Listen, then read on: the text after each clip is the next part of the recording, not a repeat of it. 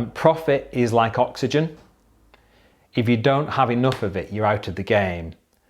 But if you think life is only about breathing, then you're really missing out.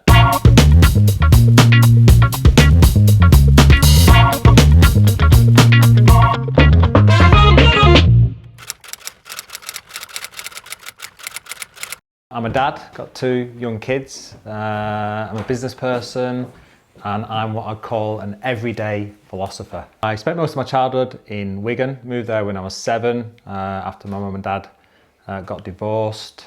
So I'd spend my weeks in Wigan, and then on the weekend I'd be with my dad and my grandparents in Liverpool. So when I was in Wigan, they used to call me a Scouser, and when I spent the weekend in Liverpool, they used to call me a woollyback, which was a pejorative term for people from Lancashire. So I always felt a little bit like an outsider, kind of growing up in Wigan. It's quite close-knit. Most of my friends have been there all their lives, their parents have been there all their lives, their grandparents have been there all their lives. I always, I guess, felt slightly like an outsider, and I always wanted to push the boundaries. So when we chose to go to secondary school, I went to a different secondary school than all my friends.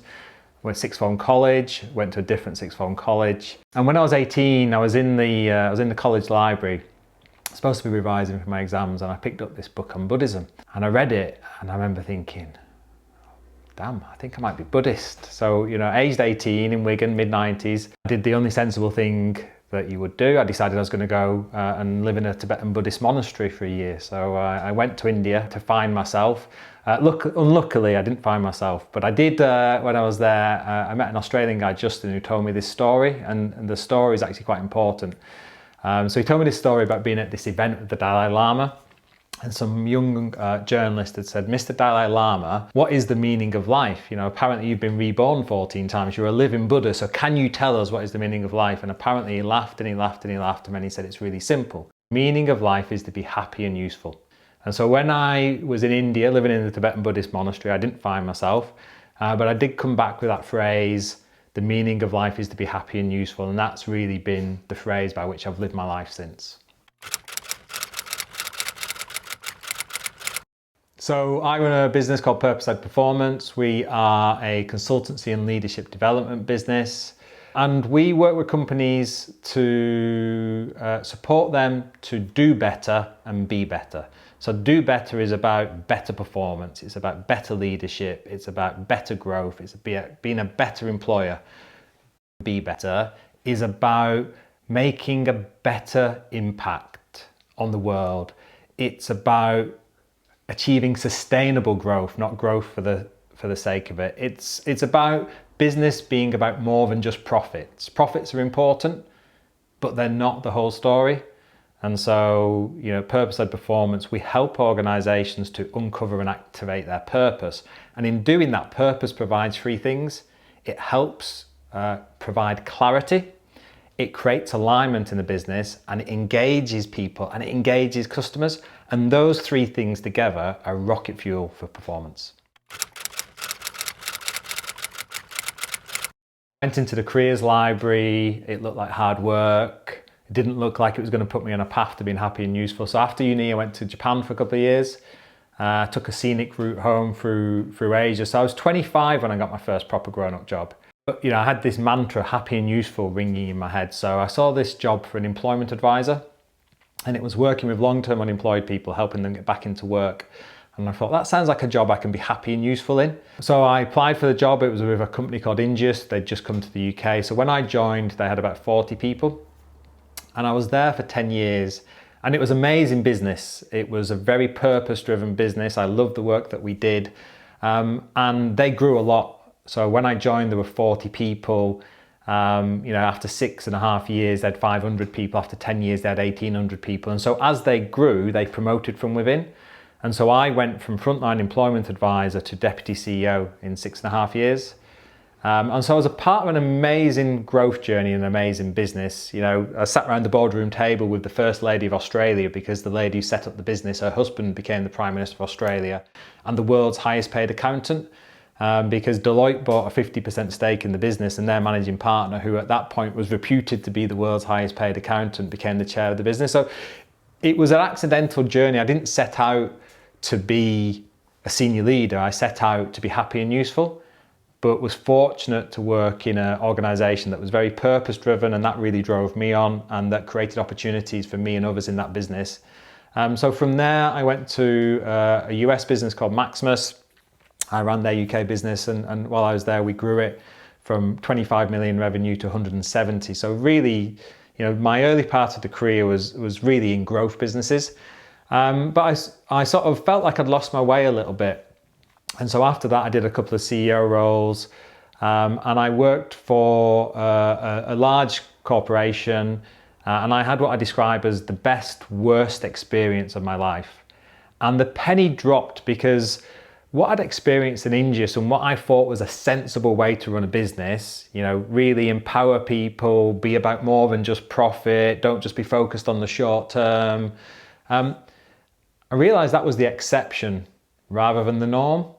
And the experience I had in a very typical corporate environment really turned me off. And it did more than turn me off, because I thought not only was it a terrible way to run a business and a terrible way to really have an impact on the world, it was bad for profits, it was bad for growth. And I needed that sort of terrible experience to motivate me to want to make a change. And so that led to me setting up purpose-led performance. So I think the first thing I would say is the most effective leaders lead in their own style. I don't think there is a single style. And I think the people who are most comfortable in their own skin, who lead in a way that works for them, all the most effective leaders do that. I think the other thing that is a common theme though is effective leaders tell a story, and they point the organization to the future, and they inspire people, but they also challenge people in the organization to want to make that big vision come true. I was massively shaped by my time in Ingeus and the leaders around me. So the CEO when I joined was a guy called Richard Johnson. And I remember when I was my first management role, and he was coming to visit, and we got the office all nice, and we were really excited the CEO was visiting. And he walked up the stairs, didn't take the lift, he walked up the stairs, and he came in holding this snotty tissue. And he came in and the first thing he said is, "Chris, I'm really disappointed, because I've walked in this morning, I've walked up the stairs and I found this snotty tissue on the stairs, and I've thought, has Chris walked past that snotty tissue? And how many of the team have walked past that snotty tissue? And this is not an organisation where I want people to walk past snotty tissues. I want us to take pride in our offices and the services that we provide, and I want everybody, if they spot a problem, to fix it."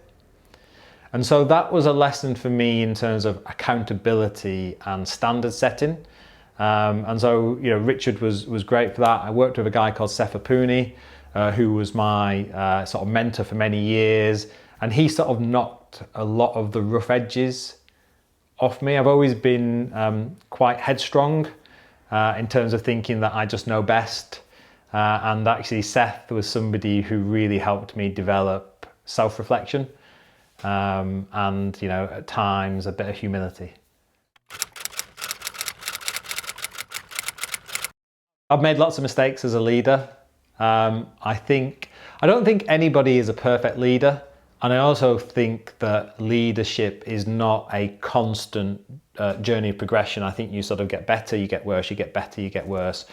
So I think the biggest mistake I've made, and it's a very particular role, I didn't build enough trust with the team that I inherited. And I tried to move too quickly.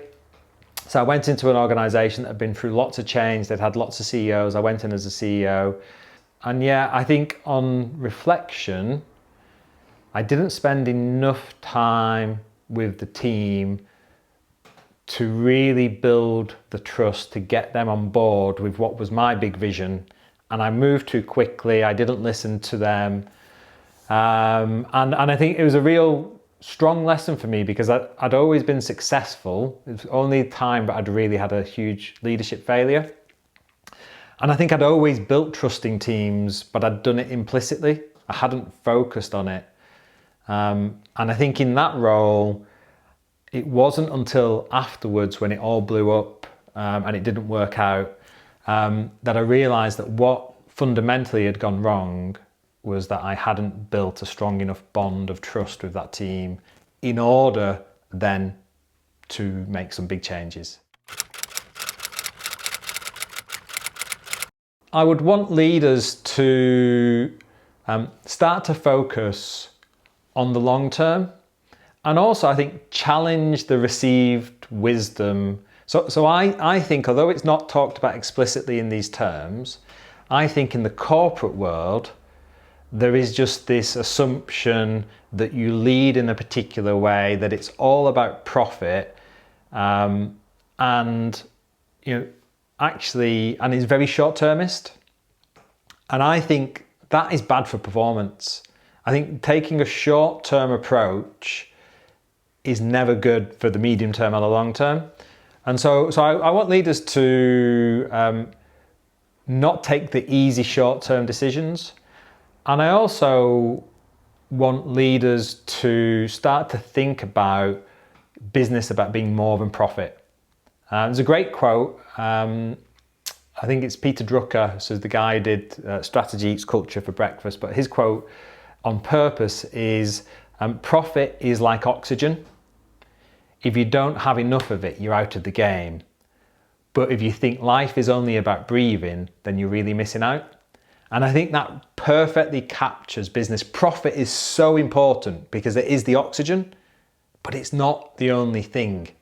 And so, focus on beyond profit. Don't lose sight of profit, but focus on the impact your business is having. Focus on your people. Focus on the big goals for the future, not just this quarter's profits.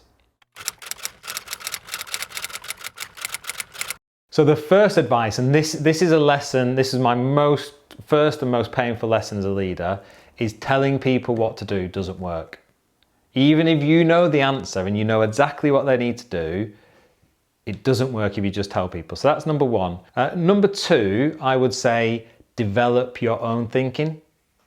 Develop critical thinking. That's not to criticize, but when something happens in your business or a decision is made, look at it and think, do you think it's a good decision? Do you think it's a bad decision? And do that for your own decisions as well. Be self-critical, not to criticize yourself, but to really constantly think, what did I want to happen? Did it happen? What was my intent? What was the outcome? The third bit of advice that I would give, which is a piece of advice I was given by somebody I really rate called Alistair James, was run towards trouble, not away from it. You can guarantee that things always go wrong. I don't know what's going to go wrong, but I know that something's going to go wrong. And the more senior you get, more stuff goes wrong and the bigger those things are. And the natural human response is to run away from trouble or to try and hide. And if you do that, you give away control. But if there is a problem, by running towards it, you're starting to take control because you've got to do something about it. But the other thing that does, so firstly, it prepares you for all the bad stuff that's going to happen over your career where you're going to have to deal with issues. But it also helps to establish your reputation as somebody who fixes things and somebody who steps up when it's necessary. And I think that's really important for career development. I do a lot of self-talk. If things are tough or if something's a challenge, then I'll take a deep breath. I literally will take my time to get my breathing right, and then I'll have a little chat with myself about, what am I going to do, and reset the big context. Why am I doing these things? What's important to me? And really kind of remind myself and talk through the fact that I've always got a choice, and remembering that I've got a choice gives me control.